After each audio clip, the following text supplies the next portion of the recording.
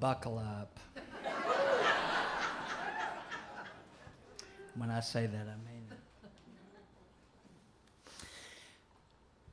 Well, I managed to get to California. And I may be the only one I know who was eager to give away their lay when they gave me the goodbye at the Honolulu airport.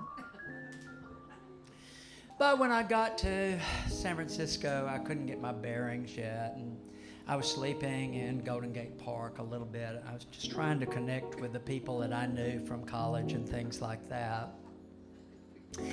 But I heard about this bar that was somewhere out in the Bay Area that was really where all the merchant marines and, you know, no. The merchant marines weren't stowing away on international flights. This was legitimate, just guy adventurer things, you know. I mean, if I got laid, that's free gift with purchase. But I mean, I like bonus rounds just like anybody else does, you know. Sometimes there's like, you know, that's why Hostess cupcakes are so successful. But back to the bar.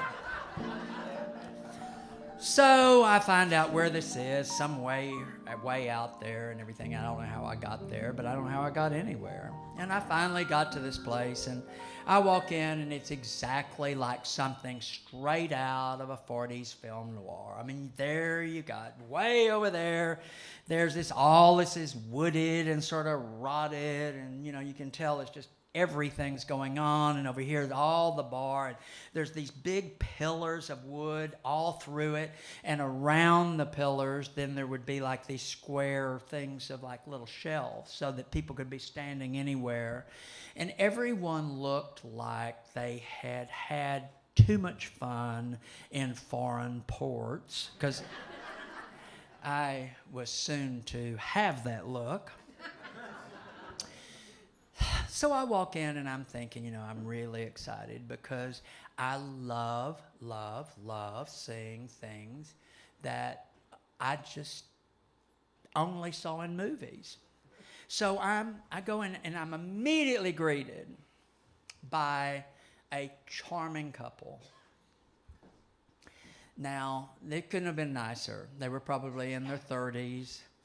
I don't know what his game was, you know. I mean, believe me, this is going to be 1971. So, of course, as I said in my other show, free love was kind of the cool thing, and I was very cool. So, I never knew what people were up to when they found me interesting. That could mean anything. But it was him and a woman, and they were in their 30s and everything, and he said, you know, let me get you a drink. This is the house drink, and, you know, it's what we're having, and you'll love it. And I said, well, I hardly drink at all. And he said, well, you don't even know there's alcohol in this. And I said, well, you know, that's the dangerous kind, you know. But anyway, I felt good, and he went over there to the bar, and then his back's to me. And again, as flippant as this sounds, it's actually an advantage to have had so many attempts on your life and been around so many sociopaths, because there's certain things you start to notice. And, you know, it's like making biscuits. If suddenly you don't even sift the flour, you know. So I could see the look that the bartender happened to give him. And it's something I can't really imitate, but I know it's a quick look.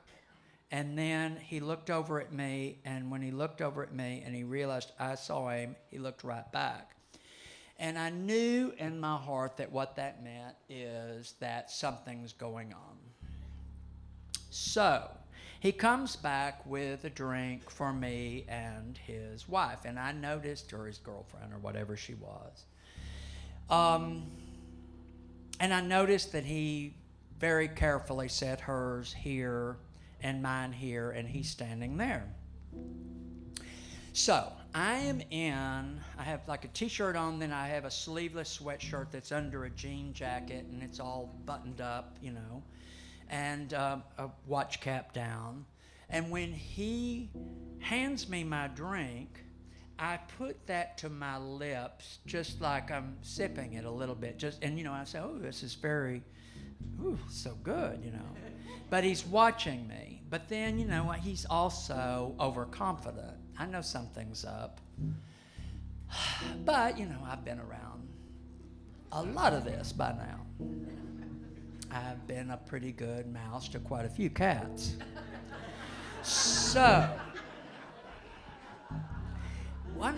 there was one moment when I'm up here like that, and I had my hand up to my neck kind of like that, like when you're nursing a drink. And when nobody looked, I would pour just a little tiny bit of that down inside my T-shirt, because you couldn't see then, it's inside the sweatshirt, with the zipper up the thing.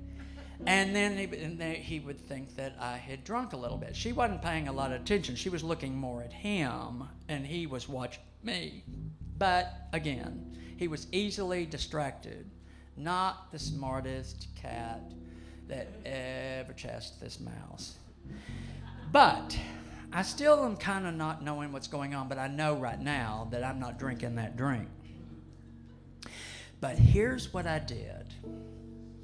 I started going, wow, I feel a little woozy. I don't know. And he said, immediately they got that attention. And she says, oh, yeah, but the more you drink, the better it gets. All of a sudden, it's weird. When I first drank one of them, whatever it was called, she said, the first time I ever drank it, I thought, well, I don't know. And then by the time I was finished with it, I thought, well, yeah. So I just did that, and again, I was able to get a little bit down like that. And then finally, I started acting like I was getting unsteady. Just getting unsteady, like I'm trying to hold on to something, but I'm trying to pretend like I'm not. And he's trying to pretend like he's not watching that. And then here is the moment. She's going to the ladies' room. And thank God that the ladies' room would, in this case, be backed up. You know what I mean. There's one toilet and there's 5 women, waiting there, whereas the guys are lined up at a trough. So, this is one time when I was glad potty parity was not in force. So, I'm doing like this when she walks away, and I'm going to do this in slow motion, and then I'm going to do it. What happened? I had my hand up like this, and I had the drink, and I'm acting like I'm woozy. And she's gone now, and I waited for that split second when he wasn't looking, and here's what I did. This drink goes into this hand. I fall forward. I take this drink and put it there. I take her drink, and I spill it and pretend to fall and catching on, so that it looks like I have fallen and spilt my drink. She comes back, and he says, not a problem. He's going to go get me another drink. And she takes a big slug of that drink. And by the time he gets back, she's going, did you spike my drink? Or whatever the hell she said. It was like, you did mine too. In which case then, she starts getting a little bit woozy, and she thinks that he's done that on purpose, and she takes her drink and she slings it in his face, and he ducks, and it hits the woman behind him, who immediately leaps on her, and they're down on the floor. And he starts to try to grab her away from that woman, but then he looks up at me when he's down and realizes what I've done. And he comes and he lunges to hit me, and I duck, and he ends up hitting the shoulder of the guy behind me, who immediately takes him to the floor too, and I excuse myself.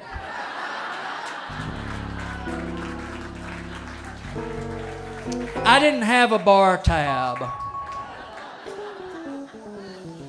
So I walk out into the parking lot, and there's one guy out there smoking a cigarette, and it's in the fog and mist because we're on the San Francisco Bay. And he said, "You need a ride into town?" I said, "Yeah, I do." He said, "Where are you staying?" I said, "Actually, I'm staying in Golden Gate Park." He said, "I can't take you all the way, but I can get you across the bay." And then as he's crushing out his cigarette, he says, "You're the only one I ever saw leave with them, and no one in there's ever seen them with the same person twice."